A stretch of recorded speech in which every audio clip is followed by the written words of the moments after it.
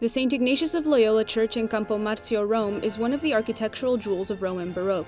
This church was built in 1626 and originally served as the chapel of the Roman College. It is currently one of the most visited churches in the Eternal City. Upon entering it, it is impossible not to raise your head and be dazzled by how the heavens seem to open up. On the ceiling, we can admire the marvelous apotheosis of St. Ignatius. In the center, we find that the Trinity is represented, and the figure that stands out is the figure of Jesus carrying the cross. The Society of Jesus is Christ-centered, the spiritual exercises are Christ-centered, and St. Ignatius' experience when he arrived in Rome is marked by this Christ carrying the cross.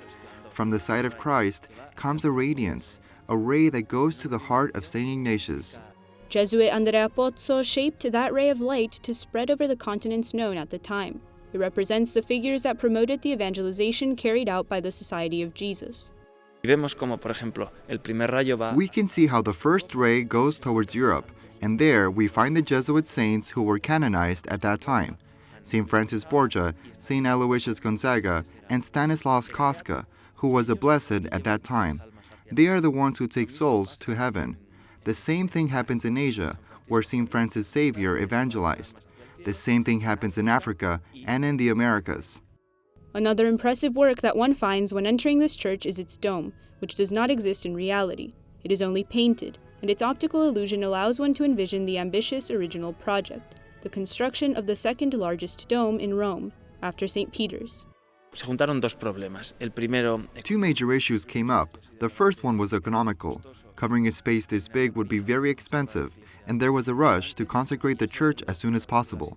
The second issue was that a dome this big would block the sunlight to both the Dominican College and the Roman College. The central nave displays the majestic glorification of St. Ignatius. On its altarpiece, one can find the 3 episodes of the life of the Jesuits: the vision of the Storta, the farewell of St. Francis Xavier, who leaves for the Indies, and the entrance of St. Francis Borgia to the Society of Jesus. It's a church that in every corner reflects the Jesuits' motto, for the greater glory of God.